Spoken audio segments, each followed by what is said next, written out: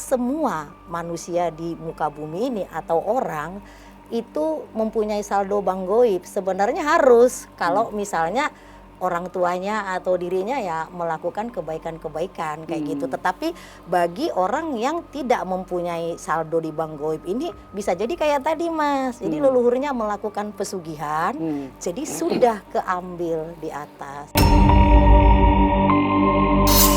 Jadi ini adalah salah satu buah katakanlah peti korun. Peti korun? Iya, jadi peti korun ini adalah salah satu sarana yang kita pakai untuk mengakses uang dari bank goib. Uang punya nama di alam tak kasat mata. Contoh misalnya kita beri nama uang itu si Pulus, si Karim, atau si Korun misal. Nah kita bisa memerintah ya salah satu uang ini untuk bekerja kepada kita.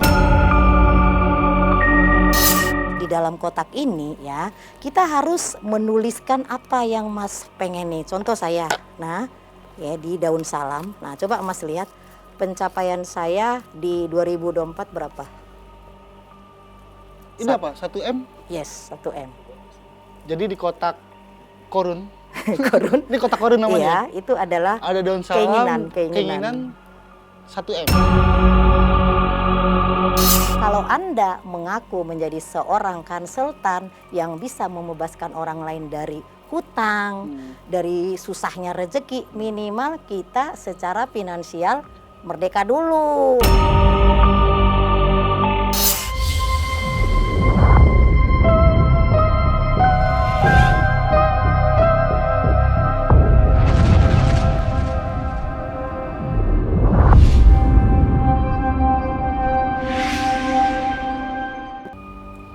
Malam penikmat ganjil, jumpa lagi kita di studio ini. Dan kebetulan malam ini kita kedatangan seorang spiritualis yang mungkin sudah tak asing lagi, Madam Lois. Malam Madam. Malam. Nah, kita akan mencoba berbincang tentang persugihan. Dan banyak orang juga bertanya tentang apa benar sih persugihan itu real untuk mendatangkan orang rezeki. Nanti kita ulas bahas. Madam Lois, malam Madam. Malam. Apa nih yang Madam coba berbagi di malam ini di studio Ganjil nih tentang dunia-dunia persugihan? Oh iya, terlebih dahulu saya sapa pemirsa Ganjil Misteri. Assalamualaikum warahmatullahi wabarakatuh. Om Swastiastu, Namo Buddhaya, salam kebajikan. Nah sebenarnya hari ini aku mau sharing sesuatu yang mungkin ya case ataupun materi yang akan kita sampaikan ini bisa bermanfaat untuk orang banyak. Karena menurut saya case yang kita lihat di masyarakat baik di dalam negeri dan di luar negeri saat ini adalah tentang mengenai uang. Ya banyaknya orang yang saat ini marak membutuhkan uang. Tetapi banyak sekali ya yang ditawarkan oleh teman-teman dari kalangan spiritual dengan jalan pintas, yaitu dengan memakai pesugihan. Jadi malam ini saya akan berbagi kepada teman-teman pemirsa Ganjil Misteri mengenai akses. Ya, kita akan mengakses bagaimana mengakses uang dari bank goib. Tentunya banyak bertanya nih Mas. Sebenarnya seperti apa bank goib itu? Nanti akan saya jelaskan. Ada bank goib, saldo goib, cara akses mentransfer goib itu. Yes. Oke, kita ulas satu-satu nih. Ini Madam, apa nih yang Madam bawa nih? Nah, ini adalah salah satu media. Karena nanti ketika kita mengakses uang dari bank goib, sebenarnya namanya bank semesta Mas. Tetapi karena wujud physically tidak ada, jadi kita itu kan nggak tampak ya, sesuatu yang tidak kelihatan tapi bisa kita rasa itu dinamakan goib. Jadi ini adalah salah satu buah katakanlah peti korun. Peti korun? Iya, jadi peti korun ini adalah salah satu sarana. Jadi nanti ini adalah sarana, bagaimana salah satu sarana yang kita pakai untuk mengakses uang dari bank goib. Oke, kita jelasin dulu Madam. Ya. Peti korun ini apa yang Madam bawa nih? Nah, peti korun ini adalah salah satu peti korun yang tidak terbuat dari sembarang kayu. Ya, jadi dia terbuat dari bahannya kebak dan kantil. Kenapa dari bahan kebak? Karena kebak itu secara filosofi kejawen artinya penuh. Jadi rezeki kita selalu penuh, rezeki kita berkelimpahan. Kenapa memakai bahan-bahan kantil? Kantil adalah salah satu ya yang dipakai oleh praktisi spiritual untuk sarana pengasihan. Jadi selain di sini kita memakai ilmu tentang vibrasi, tentang kuantum. Nah, kita kan hidup di bumi Nusantara. yang ada ngurih-ngurih leluhur. Jadi ini adalah salah satu media. Dan di dalam ini adalah salah satu kunci atau password yang nanti kita pakai untuk mengakses uang dari Bang Goib. Nah, nanti akan saya jelaskan. Jangan dibuka dulu. Jangan pemirsa. dibuka dulu. Nanti kita akan bincang-bincang sedikit tentang apa sih yang Madam pengen jelaskan tentang pesugihan. Ini kan juga banyak masyarakat terjebak pengen instan dapat duit, dapat rezeki, pesugihan, kena tumbal, kena macam-macam ritual. Iya. Jadi kita harus samakan persepsi dulu mengenai tentang pesugihan. Pesugihan itu apa? Pesugihan adalah salah satu buah cara dari orang untuk mencari jalan kerejekian atau kekayaan memakai jalan pintas. Tetapi mereka tidak mengerti konsep daripada pesugihan. Sebenarnya konsep pesugihan itu adalah kita memakai sarana misalnya katakanlah jin atau iblis. Kenapa? Karena jin ataupun iblis adalah sebuah energi yang bisa menembus ruang, dimensi, dan waktu. Nah, tapi kan banyak yang nggak mengetahui ketika memakai praktek daripada pesugihan ini, mereka tidak tahu Mas, sebenarnya rezeki daripada keturunannya, 7 keturunan itu sudah keambil. Oke. Makanya sekarang banyak orang belangsak ya kan, banyak sekarang kenapa sulit dapat rezeki, kenapa debit rezeki kita berbeda dengan orang. Orang debit rezekinya banyak, kita enggak. Padahal sama-sama makan nasi, bener nggak? Sama-sama menghirup udara, kan sama-sama minum air yang sama. Ya kan, sama-sama di kandungan 9 bulan. Tapi ketika udah lahir bertumbuh, kenapa debit rezekinya berbeda? Karena itu tadi, terkadang leluhur kita di atas sudah melakukan satu praktek pesugihan sehingga anak cucunya ke bawah itu sudah ketarik rezekinya. Nah, Madam, berarti orang yang melakukan pesugihan itu sebenarnya dia mengambil rezeki-rezeki keturunannya ya? Iya, sebenarnya seperti itu. Tapi kan ketika melakukan kontrak rahasia atau secret kontrak antara si klien dan si paranormal ini, si praktisi ini kan tidak memberikan penjelasan yang sedetilnya kepada si pasiennya.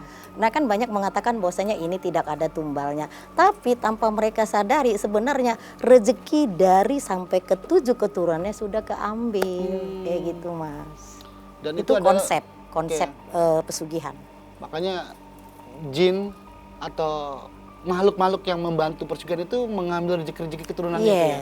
Yes. Dan makanya juga ada tagihan-tagihan mendatang, tumbal atau yang akan diterima itu ya. Iya, jadi akan ada tagihan-tagihan bill di kemudian hari yang akhirnya menimpa kepada anak dan cucu kita. Egois ya, yang melakukan leluhur. Nah kita di keturunan yang dapat imbasnya seperti itu. Oke. Nah, kalau keturunannya yang nggak tahu apa-apa, tiba-tiba rezekinya seret karena leluhurnya melakukan pesugihan tuh gimana? Nah, bisa. Jadi ketika kita bisa mengakses, nah jadi kan ini kan tentang cerita Bang Goib. Nah, mungkin pemirsa di rumah ya pasti bertanya nih, kok ada Bang Goib? Nah, di dunia nyata, di dunia realita, di dunia fisik ya kan, kita ke bank, setor uang. Tentu ada saldo. ATM dong, ada saldo. Terus ada password kan, ada kata sandi, sama. Jadi di dunia goib ini juga kita mempunyai Bang Goib. Sebenarnya Bang Semesta, tapi saya lebih senang mengatakan Bang Goib supaya familiar. Nah pertanyaannya, apakah setiap orang mempunyai Bang Goib? Yes, pasti punya. Tetapi ada yang tidak tahu atau tidak bisa mengakses. Nah, Bang Goib ini dari mana? Nah, masih banyak pertanyaan nih, masih bingung, ya kan? Jadi sebenarnya kita punya saldo di Bang Goib itu dari mana? Yang pertama, ketika kita melakukan sedekah tanpa kita ingat-ingat. Jadi kalau Mas nih, bersedekah diingat, dihitung, itu nggak akan menjadi saldo Bang Semesta, nggak akan. Gitu. Jadi justru kalau misalnya nih Mas Agung bersedekah tapi ngomong saya sudah bersedekah ke masjid, saya yang membangun masjid ini dan lain sebagainya gitu. Kok hidup saya begini-begini? Itu karena sedekah Mas itu masih hitung-hitung. Justru saldo yang terakumulasi di Bang Goib itu adalah salah satunya kita bersedekah melakukan kebaikan kepada orang tetapi kita tidak ingat sama sekali sedekah itu. Kalau kita ngingat-ngingat berarti kan kita ada hitung-hitungannya sama semesta. Terus yang kedua, dari mana saldo Bang Goib ini atau Bang Semesta ketika orang tua kita melakukan kebaikan-kebaikan. Nah itu nurun warisan, ke anak leluhurnya. Iya. Terus ketika leluhur kita juga melakukan kebaikan-kebaikan, karena kan kalau secara memori DNA bukan hanya Bang Goib ini yang diturunkan karakter, kewaskitaan, itu bahkan terturun secara memori DNA, itu udah pasti. Nah, jadi pertanyaannya adalah apakah semua manusia di muka bumi ini atau orang itu mempunyai saldo Bang Goib? Sebenarnya harus, kalau misalnya orang tuanya atau dirinya ya melakukan kebaikan-kebaikan kayak gitu. Tetapi bagi orang yang tidak mempunyai saldo di Bang Goib ini bisa jadi kayak tadi Mas. Jadi leluhurnya melakukan pesugihan, jadi sudah keambil di atas. Nah, udah kesedot duluan ya. terus mau transfer kan nggak ada saldonya. Berarti orang yang pesugihan itu meminjam sebenarnya ya? Iya. Meminjam dengan bunga tuh.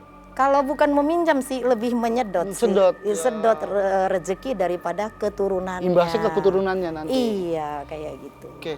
Berarti untuk kita mendapatkan saldo goib di Bang Goib itu, apakah itu harus dekat atau melakukan kebaikan-kebaikan tertentu atau? Iya, jadi kita melakukan kebaikan-kebaikan tanpa kita ingat. Tetapi sekarang kan cara-cara spiritual itu sudah banyak dari beberapa pengalaman-pengalaman klien saya yang kita akses. Nah, ada beberapa klien yang datang ke saya, itu debit rezekinya kenapa kecil? Ya, sudah datang ke paranormal ini, sudah ikut seminar magnet money dan lain ritual Gunung Kawi. Tetapi debit rezeki itu kenapa kecil? Padahal kita sama-sama makan nasi, sama-sama minum air yang sama, sama-sama kita menghirup udara yang sama. Tetapi apa yang membuat berbeda debit rezeki saya dengan orang lain? Kan pertanyaan. Nah, coba saya tanya, Mas pengen kaya nggak? Pengen lah. Nah, pengen sukses secara nggak? harfiah manusia ya, Iya. pasti pengen. Iya kan? Pengen mapan, Iya, pengen tetapi ekonomi kan bagus. ada pertanyaan, kenapa nasib kita berbeda dengan orang lain? Kan kita sama nih, sama-sama makhluk ciptaan Tuhan. Iya kan? Sama. Jadi yang membuat debit daripada rezeki itu berbeda adalah sebenarnya data. Data. Jadi Nah, kalau kerja keras seseorang itu bisa faktor dominan juga untuk itu cara pandang mengenai uang. Jadi contoh begini, Mas perhatikan, setiap orang yang mengatakan saya sudah kerja keras, pasti hidupnya blangsak. Karena ucapan adalah doa, ucapan adalah mantra. Tetapi seharusnya adalah saya kerja cerdas, bukan kerja keras. bagaimana kita bisa melihat saldo kita di Bang Goib itu? Nah, kalau kita pengen tahu apakah ada saldo kita di Bang Goib apa enggak, sebenarnya gampang sih dari rezeki yang kita terima sehari-hari.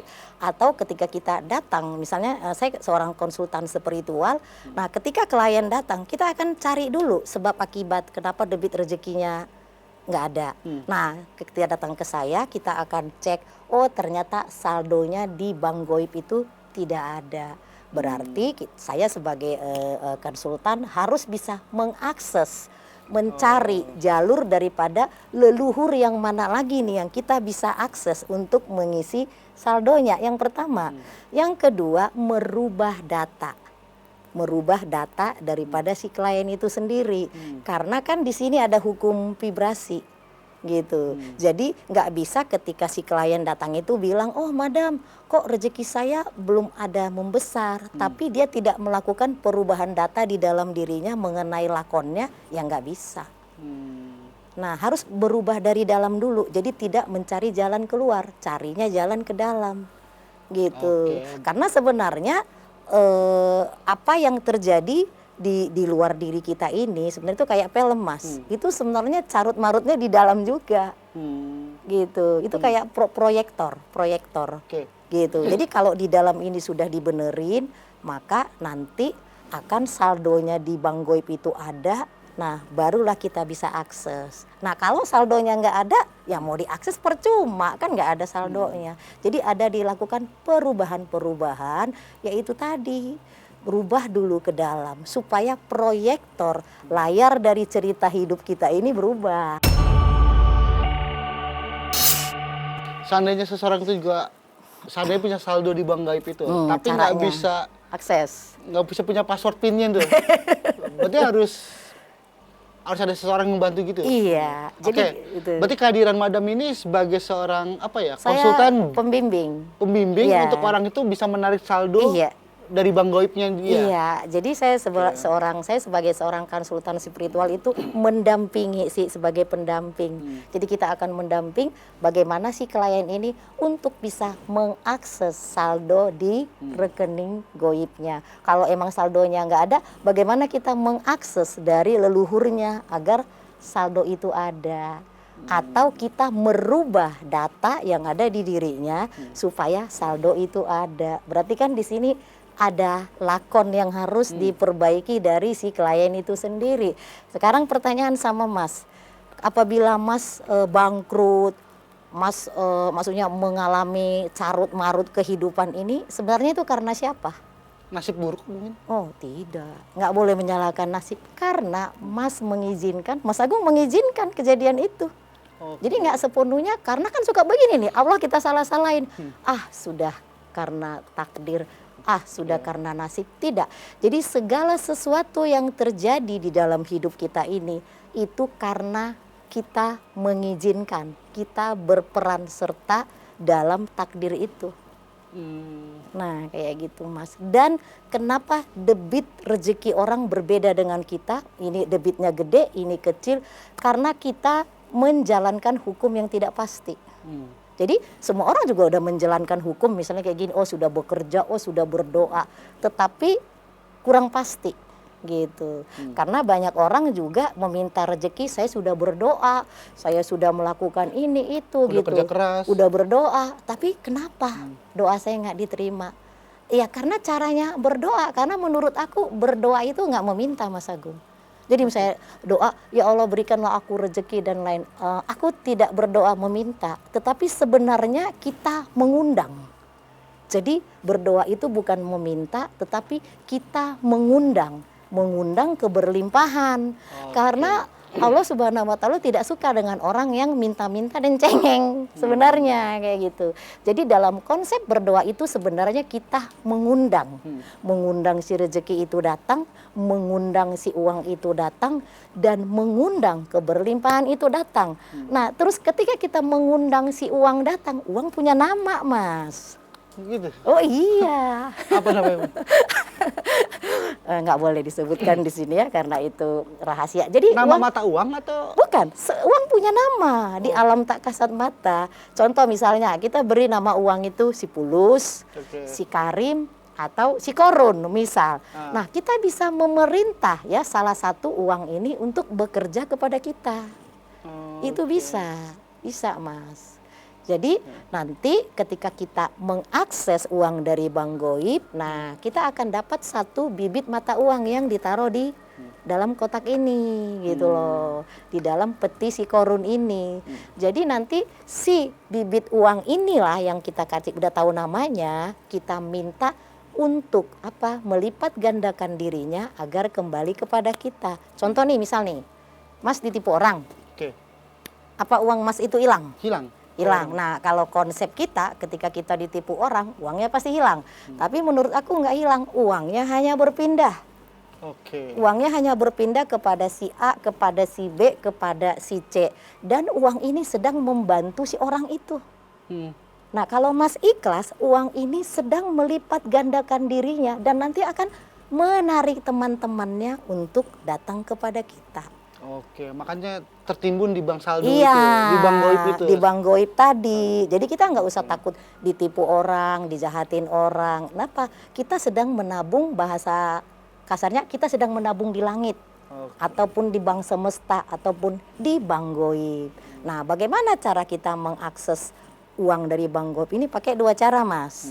Cara pertama, bagi mereka yang sudah biasa samadhi, biasa hening, biasa meditasi, atau sudah mengerti hukum alam ya, mengenai tentang vibrasi, mengenai getaran ataupun kuantum, itu sangat gampang. Tapi kan tidak semua masyarakat mengerti tentang itu. Jadi kita memakai sarana ini.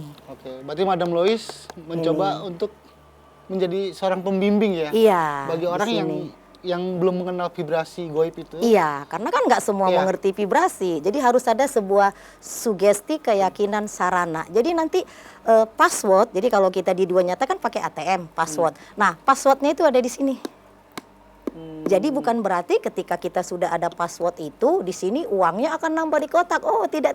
Kalau mau uang harus bekerja cerdas, bukan bekerja keras ya. Polanya diganti, bekerja cerdas. Jadi ini hanya sebagai alat ya untuk kita mengakses. Jadi nanti passwordnya ada di sini. Nah, passwordnya itu sebenarnya begini Mas, kuncinya saya buka sedikit. Pas waktunya, pas butuhnya, pas kelayakannya. Mantap kan? Pas waktunya, pas butuhnya, pas kelayakannya. Nah, itu passwordnya.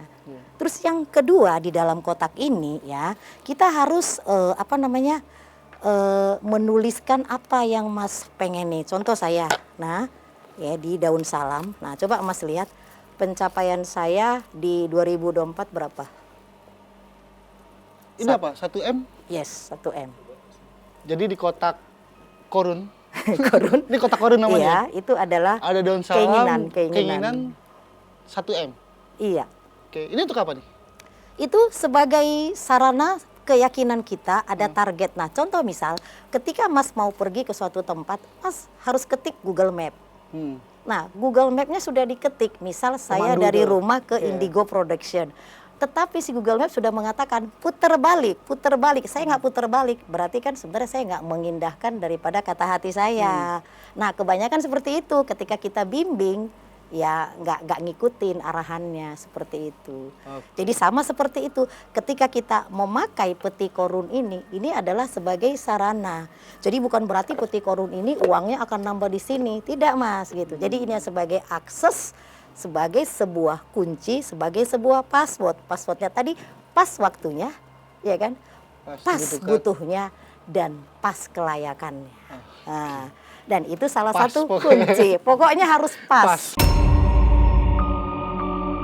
Dan kita sekarang bicara masuk ke kotak peti korun ini. Iya. Kan kalau banyak spiritual menggiurkan tuh, ada kotak, uangnya akan bertambah di kotak gitu. Berarti ini cara yang berbeda, Bun? Ya, agak cara yang berbeda. Kalau menurut saya sih, saya nggak terlalu terfokus apakah spiritual ini benar apa enggak. Kalau menurut saya begini Mas konsepnya.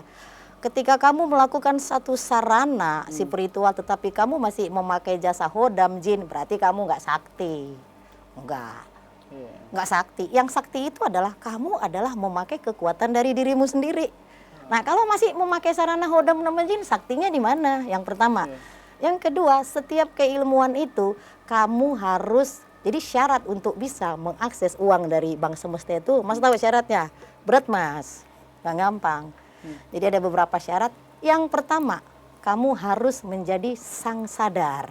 Jadi gini, saya banyak bertemu teman-teman spiritual yang suka menggemborkan tentang kesadaran-kesadaran. Tapi ketika ditanya kesadaran itu apa, nggak tahu Mas, kesadaran apa. Itu kayak gimana? Jadi kesadaran itu adalah saat kita nggak sadar. Nah, itu gimana tuh? Kesadaran kalau kita tidak sadar? Iya, kesadaran itu ketika kita tidak sadar. Nah, itu kesadaran.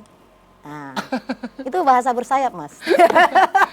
Jadi kesadaran itu ketika kita tidak sadar. Ya, jadi kalau kita mau akses, bagaimana cara mengakses uang dari bank goib itu syaratnya yang pertama, kita harus menjadi sang sadar itu sendiri. Artinya kita menyadari kalau kita adalah makhluk yang sangat sempurna yang diciptakan oleh Allah Subhanahu wa taala.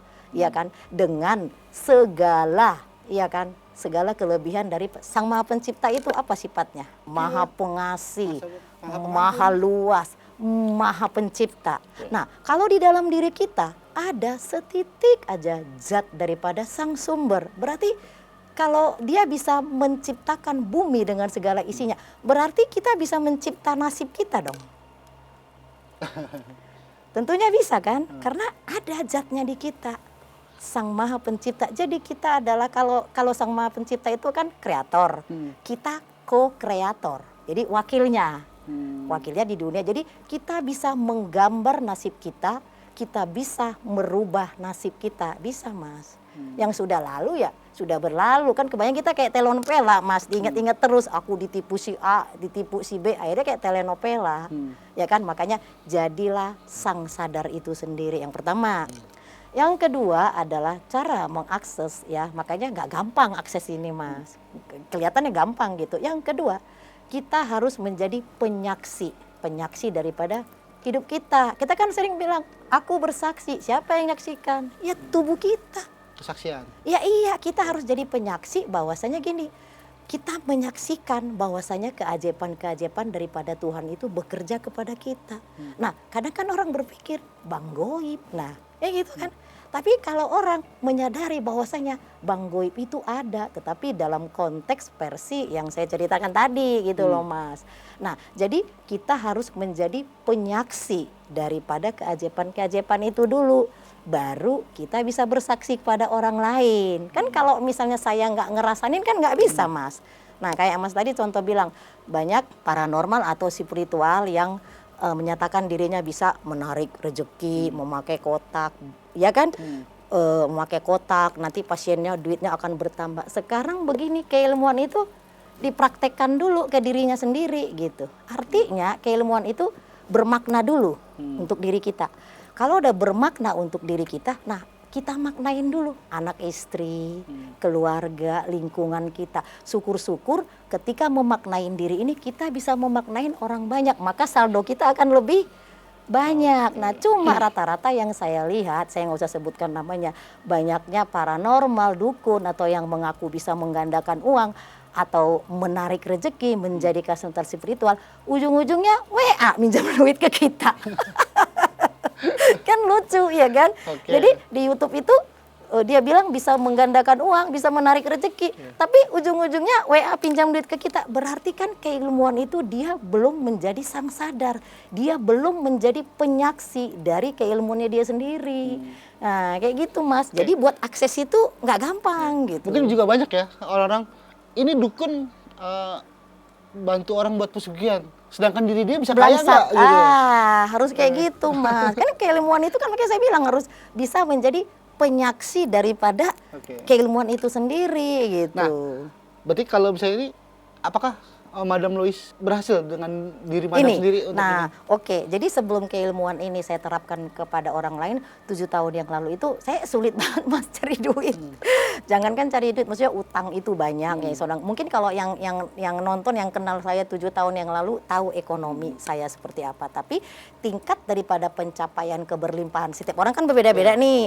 Ada yang orang wah pengen punya mobil sekian ini, pengen punya rumah. Tapi alhamdulillah saya sekarang sudah punya beberapa properti yang saya sewakan dan klinik saya dari yang numpang. Sekarang saya sudah punya yang harganya ya berapa M ya, karena berupa ruko, dan setiap bulan uang-uang saya sudah ada, saya berikan kepada orang-orang yang saya nggak usah sebutkan, maksudnya yang memang sudah ada pos-posnya. Jadi kalau menurut saya, kalau Anda mengaku menjadi seorang konsultan yang bisa membebaskan orang lain dari hutang, dari susahnya rezeki, minimal kita secara finansial merdeka dulu gitu Mas. Ya iya, kayak bilang tadi, jangan jadi lilin menerangi orang lain akhirnya meleleh sendiri.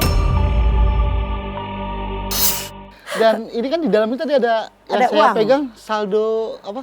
1 M tuh di dalam. Iya, 1 M. Ini punya Madam sendiri. Iya, ini punya saya. Jadi ini ada tembang liring ya, yaitu. Ini apa nih Madam? Ini dari guru saya, termasuk saya nggak usah sebutkan namanya, saya sangat menghormati beliau, dia ahli tembang liring di Indonesia. Ini diberikan kepada saya dan saya masukkan ke dalam kotak ini. Untuk? Ya sebagai itu tadi penarik. Oke. Kan untuk kita menarik dari energi semesta kan ada beberapa syarat gitu, dan ini salah satu di dalamnya tembang liring ini. Karena ini untuk menguatkan sugesti dan keyakinan kita. Nah kan saya bilang tadi salah satu kuncinya apa tadi Mas? Pas waktunya, pas butuhnya, dan pas kelayakannya. Itu salah satu kunci. Jadi sebenarnya Mas, kalau semesta ini nggak tahu namanya Mas Agung. Ketika kita lahir itu, semesta itu tidak cerita tentang nama Mas, lebih kayak barcode. Barcode. Nah kayak kita punya WA itu kan ada barcode-nya tuh. Nah semua manusia di bumi ini ada barcode-nya. Jadi alam semesta ini tahu cuma oh barcode kamu ini. Jadi nanti kuncinya itu berupa kata sandi. Nah itu ada di sini. Jadi saya nggak bisa bilang ya kalau yang itu. Terus nama-nama uang itu ada. Termasuk ini? Iya. Nah nama-nama uang itu ada. Nama-nama uang apa sih disebut maksudnya? Ada. Setiap uang punya nama. mata uang. Kalau di kita dunia nyata itu mata Ya uang. kita kayak misalnya uang 100.000, uang Oke. 50.000 itu punya nama gitu. Contoh misalnya namanya si Pulus, si Karim, si Korun, tapi bukan itu ya. Jadi itu bisa kita minta untuk memanggil teman-temannya tadi. Jadi sebenarnya peti dari Korun ini tidak untuk menarik hartanya ke dalam ini, enggak. Ini sebagai sarana dan prasarana, ya kan? Akses. Nama mata uangnya apa? Ini, Yang oh benar. nggak boleh disebut. Ada namanya ya? Ada. Kalau saya punya kan udah ada namanya, nggak boleh disebut. Nah, kayak Mas Agung punya nama uang sendiri yang bekerja untuk Mas gitu. Jadi ya kalau kita mau uang, mau rezeki harus bekerja Mas. Jadi kalau kita udah memakai teknik ini ya, masa kita akses, nggak juga kita nggak bekerja. Ya kalau mau uang ya harus kerja. Tetap ada misalnya kita jualan cireng, harus ada tetap. Tapi nanti tiba-tiba tuh ada orderan cireng dari mana.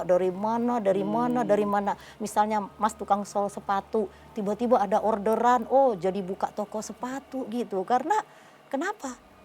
Kita yang memberikan keterbatasan kepada diri kita. Ya kan? Nah, ini masuk sama dengan penglaris. Tidak, agak Beda berbeda, lagi ya? agak berbeda. Ini sebagai akses, sebagai sarananya gitu. Tetapi kalau ada yang mensugestikan ini sebagai penglaris, sah-sah aja. Karena kan kadang orang butuh sugesti. Oke. Seperti itu. Dan ini kan tadi di daun salam ditulis 1 M. Iya, saya tulis 1M pencapaian saya untuk sampai akhir tahun. Oke. Itu bisa nambah 12 M gitu ya. Bisa. Sesuai kebutuhan gitu ya. Bisa. Jadi begini, ketika kita ada keinginan untuk sesuatu, contoh saya ini 1M. Kalau si 1M ini kita manfaatkan hanya untuk kemaslahatan diri kita sendiri, itu agak susah Mas. Tetapi kalau Mas berikrar bahwasanya ketika saya mendapat 1M ini dari Bank Semesta, saya akan misal membangun sebuah panti jompo atau membangun sebuah rumah sakit yang gratis. Nah, itu lebih cepat karena untuk kepentingan orang banyak. Dan rencananya 1M ini kalau dapat saya mau buka satu padepokan di Gunung Salak dan semua yang datang itu untuk berobat free, gratis. Nah, Karena hukum alamnya begitu. Untuk menumpuk saldo di bank goib itu ya. Iya, jadi mulai sekarang memang kita melakukan kebaikan-kebaikan. Dan satu lagi Mas, ketika kita tunggu-tunggu, kapan nih ditransfer uangnya? Justru itu nggak akan datang-datang. Karena rezeki yang pas itu ya. Iya, kan katanya kan tadi salah satu passwordnya adalah pas Pas. butuhnya, pas waktunya, dan pas kelayakannya. Artinya seperti ini. Kan Mas udah bersedekah, sudah baik, wah sudah merubah data nih, semua ini sudah oke lah. Kok madam belum datang-datang nih?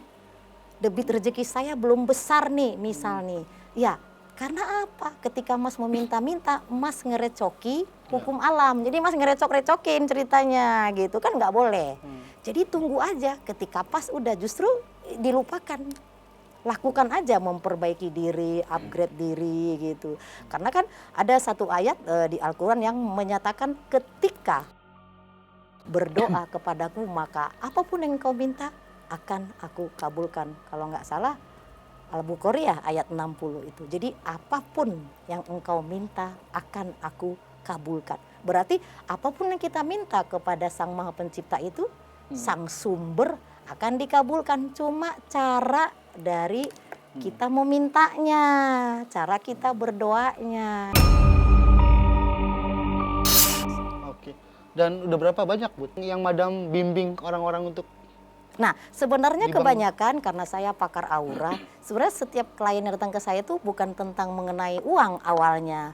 Biasanya kan karena pasangannya yang pergi, yang gimana, ujung-ujungnya kan bercerita tentang bahwasanya ketika ditinggal pasangan atau suami berselingkuh, ekonomi jadi carut Susah. marut. Nah, akhirnya dari ketika mereka datang ke saya sekalian, karena ketika pasien datang ke saya, auranya saya beresin, otomatis rezekinya kan harus lebih banyak, debit rezekinya harus lebih banyak. Dan saya bilang ke pasien, setiap pasien datang ke saya, setiap 3 bulan itu harus ada perubahan, harus ada. Percuma auranya kita benerin, datanya udah dibenerin ya, dalamnya semua dibenerin gitu, tapi belum debit rezekinya belum banyak, berarti kan ada yang salah. Ya. Nah, terus satu lagi Mas, rasa syukur. Bersyukur itu penting banget. Nah, karena terkadang kita selalu mensyukuri ketika kita dapat istri cantik, dapat uang banyak, kita selalu bersyukur. Tapi ketika kita dalam kesusahan sangat sulit bersyukur. Karena begini, Madam gimana mau bersyukur orang lagi hidup susah, iya kan? Nah justru di situ kuncinya, rahasianya di situ. Jadi kita bisa bersyukur dalam hal kita lagi papa, lagi susah. Aduh itu subhanallah banget. Tapi kalau lagi senang bersyukur ya semua orang bisa mas gitu. Justru di situ ujiannya saat kita susah, rasa dari susah itu kita terima sama besarnya rasa susah dengan rasa senang, bisa nggak? Ketika Mas Agung senang nih, ketawa-ketawa. Nah lagi susah, bisa nggak ketawa-ketawa sebesar rasa senang itu? Nah itu salah satu kunci juga. Ini namanya peti apa? Peti korun. Dan mungkin bisa jelasin tuah dari peti korun ini? Iya, karena memang saya bilang terbuat dari, jadi dia harus terbuat dari dua kayu ya, kayu kebak sama kayu kantil. Jadi dalam filosofi Jawa sebenarnya keilmuan udah ada mas, cuma kalau di Jawa keilmuan ini dibilang apa ya, kantong bolong atau kantong petruk, yaitu kantong yang hari-hari dibawa, diambil tapi isinya ngisi terus. Nah kalau di Arab atau zaman Nabi Sulaiman itu dibilang pundi-pundi kan. Pundi-pundi, zaman dulu pundi-pundi. Nah baru setelah masa Nabi Sulaiman ke sini, salah satu daripada umatnya Nabi Sulaiman itu pengikutnya, ada yang bernama korun. Makanya kan suka ada harta korun, harta korun. Sebenarnya itu nama orang. Harta karun? Iya, tapi Harta mereka bilang harta korun. korun. Iya, itu nama orang mas. Jadi salah satu ada pengikutnya Nabi Sulaiman yang kekayaan dan keberlimpahannya melebihi daripada, belum nggak melebihi ya, maksudnya hampir setara daripada si Nabi Sulaiman itu. Jadi itu si korun itu, jadi itu nama orang dan keberlimpahannya itu banyak diakses. Banyak diakses. Jadi kenapa kalau soal uang itu mengaksesnya Nabi Sulaiman itu kalau di Indonesia. Kalau di Arab mereka di Thailand mereka mengakses itu ada salah satu Buddhis dari Theravada, dia arahat namanya Sipali. Nah, dia memiliki keberlimpahan yang sangat luar biasa. Jadi kalau dia datang ke satu tempat yang tadinya gersang atau tandus jadi berlimpah. Nah, itu bisa diakses juga keberlimpahannya. Nah kalau kita kan lebih banyak untuk kerezekian mengakses daripada itu tadi Nabi Sulaiman kan lebih banyak akses itu. Oke. Dan di dalam kotak ini akhirnya diisi nama mata uang itu. Iya. Uang, dan keinginan. Uang yang bernama itu. Iya. Keinginan berapa jumlah yang berapa jumlah yang diinginkan. Iya. Tetapi harus ada waktunya mas. Misalnya kayak tadi, aku pengen 1 M, ya harus mas otentik. Berapa lama? 3 bulan, 6 bulan. Terus ketika uang itu dapat, kalau bisa itu untuk kebutuhan orang banyak, maka akan lebih cepat. Tapi kalau uang itu kita niatkan, saya mau beli mobil bagus, rumah bagus, itu agak lama. Oh gitu. Tapi emang berarti kita menarik rezeki dari Bang Goib itu untuk kebaikan umat gitu ya? Iya, nah orang-orang sekitar kita. Iya, gitu. tapi sebelum gitu ya Mas harus bermakna untuk diri Mas sendiri dulu. Jangan Mas belum bermakna kepada diri sendiri udah memaknai orang lain. Jadi konsepnya adalah kita harus kuat dulu di kita. Harus terberkati dulu, baru memberkati orang. Seperti saya bilang tadi, jangan jadi lilin, menerangi orang akhirnya meleleh sendiri gitu. Jadi bermakna di diri kita dulu, baru bermakna untuk orang lain. Nah dulu awal-awal pertama saya akses ini, itu saya awalnya 10 hari 50 juta. Tapi itu dapatnya 45. Biasanya kalau kita akses ke Bang Goib itu, misalnya Mas 100, yang diberi biasanya separuh. Kenapa tuh? Ya nggak tahu, itu hukum alam. Oke. Itu hukum alam gitu. Nah kalau misalnya udah sering-sering ya kan kekuatan daripada keyakinan kita, yakin dulu, yakin. Nah kita yakin. Nah kalau kita yakin, misal saya yakin saya akan dapat 1 M seperti yang saya tulis di daun salam tadi. Jadi keyakinan seperti apa? Keyakinan kita harus seperti layaknya besok matahari akan terbit. Setiap pagi matahari terbit nggak? Oke. Nah harus seperti itu keyakinannya. Bisa nggak seperti itu? Belajar. Jadi itu harus ada keyakinan bahwasanya besok pagi matahari pasti bersinar. Nah seperti itulah keyakinan bahwasanya ya Allah akan memberikan keajaiban-keajaiban. Setelah kita diberikan keajaiban maka harus jadi penyaksi dulu. Oke. Nah kayak gitu. Berarti emang kita harus yakin ya. Kalau Iya. misalnya kita lagi ada masalah hari ini, kita yakin besok pagi masalah terselesaikan. Terselesaikan dan biasakan istupas lewat. Oke. Karena sesuatu misalnya kita bangkrut, sakit hati, itu kan harus dilewatin. Jadi bagaimana cara kita sesudah lewat dan kita berkata kepada Sang Maha Pencipta, misalnya terserah mau Tuhannya Sang Hyang Widi, mau Tuhannya alam semesta, mau Tuhannya siapa ya terserah. Ya kita katakan, aku berterima kasih kepada kejadian-kejadian buruk yang menimpa aku. Dan aku percaya besok akan digantikan, misalnya ditipu orang, akan digantikan dengan uang yang lebih baik.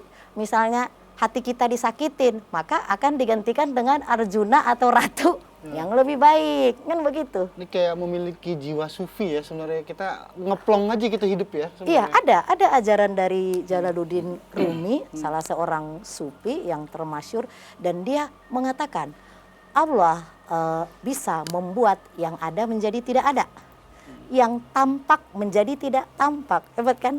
Tuh. Jadi Allah Subhanahu wa Ta'ala bisa membuat yang ada menjadi tidak ada, yang tampak menjadi tidak tampak, atau yang tidak tampak menjadi tampak. Nah, itu salah satu daripada filsafat sang sufi kita, Jalaluddin Rumi. Tak ada yang tak mungkin menjadi mungkin gitu. Iya, yaitu tadi yang kan ini Bang Goib nggak kelihatan, tetapi aneh. Ketika Tuhan mentransfer ke kita menjadi kelihatan, tetapi bukan ditransfer ke bank nyata, tetapi melalui usaha-usaha kita. Jadi uangnya bukan di sini bertambah, terus nanti kamu tabung di sini setiap hari, nanti setelah bulan Muharram kamu Tambah. kamu buka ya sama aja nabung orangnya. Jadi konsepnya nggak kayak gitu.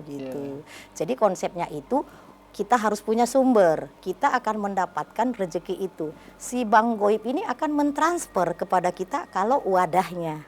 Kan kita tadi memperbaiki wadah dulu, memperbaiki data, memperbaiki lakon kita, ya kan? Tadi menjadi si sadar, menjadi sang penyaksi, bersyukur. Nah, kalau udah selesai dengan semua ini, sesuai kelayakannya, sesuai waktunya, sesuai kebutuhannya, maka yakin pasti Mas.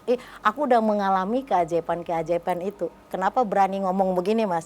Bisa aja kan, kalau dipikir-pikir orang dengan mendengar Bang Goib aja, bisa jadi saya akan dibully oleh netizen, tapi saya nggak mikirin. Karena ya ketika kita berbagi, ya saya berbagi aja, nggak ada urusan mau dikatain, mau apa, udah nggak ada urusan kayak gitu. Aneh katanya. Nah, pasti kan orang aneh. Apaan sih nih Bang Goib? Karena dia belum merasakan keajaiban-keajaiban daripada Tuhan itu sendiri gitu. Nah, makanya dibilang tadi harus jadi penyaksi dulu, harus menjadi sang sadar dulu gitu. Jadi kalau kita belum menjadi si sadar itu sendiri, kita belum menjadi si penyaksi itu, ya gimana mau ngomongnya gitu. Nah tadi Madam bilang ketika Madam membimbing atau memandu orang untuk mencoba mengetahui deposit ininya saldonya di Bang Goib dari kotak ini akan orang kan ngerti gitu. Sebenarnya itu udah dari kebatinan kita sih gitu. Karena vibrasinya itu dia akan tahu vibrasinya itu. Jadi kalau si klien nggak mengerti, tapi kita sebagai si pendamping dari spiritualnya, kita akan tahu apakah si klien ini memiliki saldo apa enggak, kita akan tahu. Dari situlah kita kayak nge-lab gitu Mas. Kita akan mengambil satu solusi apa yang harus kita lakukan kepada si klien ini. Misalnya begini, kita udah cek nih Mas, kan karena kebanyakan kalau orang datang mengenai tentang uang, yang dilihat selalu akibatnya bukan sebabnya. Kan kita harus cek dulu sebabnya. Jadi kita jangan terfokus kepada akibatnya. Misal begini, saya bangkrut harus bayar utang ke bank. Yang difokuskan selalu mau bayar utang, tetapi yang kita fokus dulu kenapa? Berarti kan semua yang terjadi kepada diri kita atas izin kita. Nah itu tadi berarti kan ada kesalahan-kesalahan di sini. Nah nanti kalau udah kita cek, ternyata saldonya di Bang Goib nggak ada. Nah itu tadi kita bisa mengakses dari rezeki keleluhurannya untuk dimasukkan kepada Bang Goib. Makanya harus membutuhkan pendampingan spiritual. Nah hal ini kan nggak bisa dilakukan sendiri. Nah seperti itu Mas. Dan ada ritualnya nggak sih Madam? Ada ritual sendiri, dan ritual itu ya sebenarnya ya kita sebagai praktisinya sih yang tahu gitu. Jadi si klien itu hanya mengetahui tentang tata caranya yang tadi saya sebutkan itu gitu. Nah sebenarnya kan saya bilang tadi ada dua cara mengakses uang goib itu. Yang pertama, kalau dia memang sudah seorang meditator, seorang yang udah biasa bermeditasi, sudah mengerti vibrasi, dia bisa sendiri. Tetapi kan nggak semua orang mengerti, banyak yang tidak mengerti tentang vibrasi, ya kan, tentang hukum alam. Jadi kita memakai cara ini karena kunci dan aksesnya ada di sini. Dan nanti ini dibawa pulang oleh pasiennya. Jadi keinginannya itu nggak usah dibuka-buka, disimpan aja di lemari. Cuman udah ada ditaruh Udah di ada. Tapi tadi ada apa nih? Ada gambar-gambar apa sih, Madam? Oh, ini adalah rajahan Nabi Sulaiman gini. Ini ada rajahan, ini ada uangnya, ini ada tembang liringnya ya di sini. Terus ini adalah keinginan saya yang dituliskan di daun salam. Kenapa harus daun salam? Supaya keinginan saya selalu selamat dunia dan akhirat. Nah, itu sebagai filosofi. Tapi diisi bunga-bunga juga nih, Madam? Kalau bunga itu sebenarnya kan semua yang ada hubungannya dengan keluluhuran kan seneng wangi-wangian, seperti itu sih, Mas. Kita hidup di bumi Nusantara tentu masih ada ngurih-ngurih leluhurnya kayak gitu. Makanya saya bilang ada dua cara akses, saya bilang. Karena kita nggak bisa memaksakan tentang misal mengakses uang dari Bank Gop itu sesuai dengan cara saya, harus dengan mengikuti daripada belief system atau keyakinan gitu. Jadi misalnya keyakinan orang itu tidak percaya dengan ginian, kan banyak sekarang orang modern yang nggak terlalu percaya dengan ginian. Jadi kita memakai cara yang pertama, jadi nggak memakai peti korun ini gitu. Tapi yang masih percaya, mungkin dia kejawen, mungkin dia beragama kepada kayak ketuhanan yang Maha Esa, atau yang masih menjalankan adat istiadat, tentu kan harus ada sarana seperti ini, memakai bunga, memakai wangian, terus memakai seperti ini juga, Mas, Kayu manis? Iya, kayu manis gitu. Jadi Wangi ya? karena wangi. Jadi memang uang itu senang dengan wangi-wangian seperti ini. Dan ketika misalnya si klien datang ke kita sudah ada keinginan, ya semua sudah kita beresin, maka ini akan dia simpan, gak dia papain lagi. Nanti bisa dibuka ketika apa keinginannya sudah terwujud. Kayak Dan mau gitu. upgrade gitu ya? Iya, atau mau upgrade. Nah, contoh waktu itu saya 10 hari minta 50 juta udah upgrade, akhirnya kan saya ganti. Akhirnya minta 100 juta udah dapat. Nah, sekarang saya sedang upgrade menjadi 1M. Tetapi semuanya ini yang kita lakukan ini tentu ada kesinambungan. Jadi ada yang bertanya, Madam, yang membuat itu terjadi apa? Banyak sih yang bertanya. Sebenarnya kalau cara hukumnya seperti ini sih, Mas. Ini kan diri kita ini kan jagat kecil ya. Diri kita, di luar diri kita ini adalah jagat gede. Ya, kalau diri kita adalah jagat kecil, kita harus terhubung. Jadi jagat kecil dan jagat gede itu harus terhubung dulu, Mas. Itu lebih gampang gitu. Jadi mungkin teman-teman yang kejawen atau yang spiritual lebih mengerti di situ. Tapi kan nggak semua pasien bisa seperti itu. Berapa lama nih Madam Proses. menemukan ini. rahasia dari warisan leluhur? Itu kan warisan leluhur juga? Iya, termasuk. Nah, ini saya menemukan ini sebenarnya 7 tahun yang lalu kan kehidupan saya di titik nol banget gitu. Jadi saya merasa begini, Mas. Ketika saya mengaku saya seorang paranormal, konsultan spiritual, tapi kehidupan saya 7 tahun yang lalu masih di titik nol. Ada rasa saya yang merasa begini, kalau menjadi seorang paranormal kenapa jadi kadang-kadang parah, kadang-kadang normal kayak gitu ya, Mas. Jadi ada di hati saya yang begini, nggak bisa nih gitu. Karena saya merasa pada saat itu adalah saya seorang spiritual yang terjebak di antara ritual gitu loh. Dan sampai sekarang masih banyak teman-teman saya yang terjebak di antara ritual kayak gitu. Jadi akhirnya saya melakukan teknik uji coba kepada diri saya, dari saya belajar Law of Attraction, dari saya beli buku The Secret, jadi seminar-seminar beberapa saya datangin, walaupun basic saya katakanlah saya dukun ya atau paranormal. Terus saya berpikir kalau kita mengaku kita memang spesial, berbeda dari orang lain, tentu rezeki kita debitnya harus berbeda dengan orang lain gitu. Nah, dari itu saya belajar lagi. Jadi saya begini Mas, sebelum saya ilmu ini saya sharing kepada orang, tentu kan harus saya jadi penyaksi dulu, saya bilang tadi itu. Jadi akhirnya saya coba-coba beberapa kali gagal-gagal sampai saya pada pencapaian, akhirnya saya freedom, saya merdeka secara finansial dan sekarang saya tanpa bekerja pun dari keparanormalan saya sudah punya aset yang berjalan sendiri. Artinya saya nggak perlu lagi harus iklan-iklan atau apapun kayak gitu. Jadi lama-kelamaan utang-utang saya lunas dan akhirnya ini saya praktekkan kepada klien saya dan rata-rata 3 bulan 4 bulan kemudian saya suka pantau di sosial media mereka berhasil dan akhirnya semua klien saya itu sekarang menjadi kayak saudara kayak gitu karena kan walaupun kontrak ke saya sudah selesai mereka masih kadang bertanya-tanya kan jadi saya masih tetap welcome. Kira-kira ini trial errornya itu coba-coba 7 tahun Mas. Begitu. Metode ini, metode itu sampai saya menemukan metode yang ini. Jadi metodenya kan ada 2, ya kepada orang awam dan kepada orang yang sudah memang menjadi praktisi gitu. Tapi anehnya yang datang ke saya justru yang banyak kan praktisi. Oh gitu. Iya, banyak kan kliennya justru dukun-dukun. Saya juga bingung itu gitu. Karena saya lihat ya sekarang ini ya banyak teman-teman yang merasa spiritual atau kadang kita suka merasa gini Mas. Coba aku tanya, Mas manusia nggak? Merasa manusia nggak? Dalam hal? Iya, merasa manusia okay, nggak? Manusia. Iya, padahal sebenarnya saya juga merasa manusia, tetapi sesudah saya rasa-rasain sebenarnya kita belum merasa manusia, tapi menurut aku kita adalah makhluk spiritual yang sedang belajar menjadi manusia.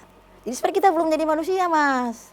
Oke. Jadi kita adalah makhluk spiritual di bumi ini yang masih sedang belajar memanusiakan manusia.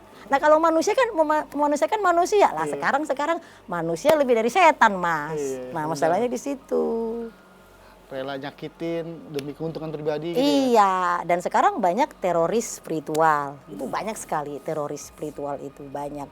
Ya sebenarnya saya sendiri juga tetap memakai harga kepada orang lain. Tetapi kan harga itu sesuai dengan yang memang kita tawarkan kepada orang lain. Jadi jangan menjadi satu penipuan, enggak juga kayak gitu. Itu yang dibilang teroris spiritual. Jadi teroris nggak hanya itu Mas, bom-bom nggak juga. Teroris spiritual ya? Iya, jadi ada yang dikatakan teroris spiritual. Makanya sekarang kan ada satu badan yang sebenarnya kalau misalnya kita membuka praktek itu harus ada badan yang menaungi. Harus ada sebenarnya kayak gitu. Kenapa? Untuk menghindari daripada praktek-praktek spiritual ini ya katakanlah yang mengaku dukun abal-abal yang kayak gitu kan banyak. Madam Lois mencoba berbagi rahasia ya. Jadi sebenarnya udah tahu warisan nih. leluhur kita dan Madam mencoba sedikit mengutarakan tentang buang gaib dan bagaimana cara kita mengakses rezeki-rezeki itu sebenarnya. Iya. Dan mungkin untuk akhir dari perbincangan ini pun ada yang pengen Madam sampaikan tentang pesugihan, tentang sebenarnya inilah mungkin kita nggak usah terjebak dengan persugihan atau cari kekayaan yang instan yang mengakibatkan apa kita mempunyai tagihan-tagihan tumbal atau apa betul. gitu kan. Tapi dengan cara ini sebenarnya kita punya rahasia ilmu dari warisan leluhur yang rezeki kita sebenarnya bisa lancar gitu asal kita bisa mengakses iya, bisa upgrade diri kita, bisa tahu cara aksesnya itu sih Mas. Jadi supaya debit rezeki kita lebih besar gitu, memperbesar debitnya, mengadakan sumbernya, yaitu tadi kalau mau uang ya harus kerja, tapi jangan kerja keras ya pemirsa, harus kerja cerdas dan tahu hukum alam ketetapan di semesta ini gitu. Jadi belajarnya hukum yang pasti, jangan belajar hukum yang nggak pasti kayak gitu. Nah, Madam, terima kasih banyak nih udah datang ke studio, sama-sama, udah berbagi Mas. rahasia dan mungkin ada yang pengen Madam sampaikan untuk akhir bincang kita ini. Oke, terima kasih untuk Ganjil Misteri dan semua kru yang berperan serta hari ini ya. Om Swastiastu, semoga berkah untuk semua, berkah untuk kita dan berkah untuk pendengar Ganjil Misteri di mana saja berada. Nah, pesan-pesan saya sih seperti ini. Mau teman-teman mau pesugihan, mau akses bank goib, apapun itu yang dipakai sarana dalam hal mencari rezeki, satu sih pesannya. Sebelum memakai jasa spiritual, sebaiknya cek and recheck dulu si paranormal ini siapa. Artinya kalau si paranormal ini lebih susah dari Anda, ya dong, bagaimana cara mereka untuk membantu Anda keluar dari masalah.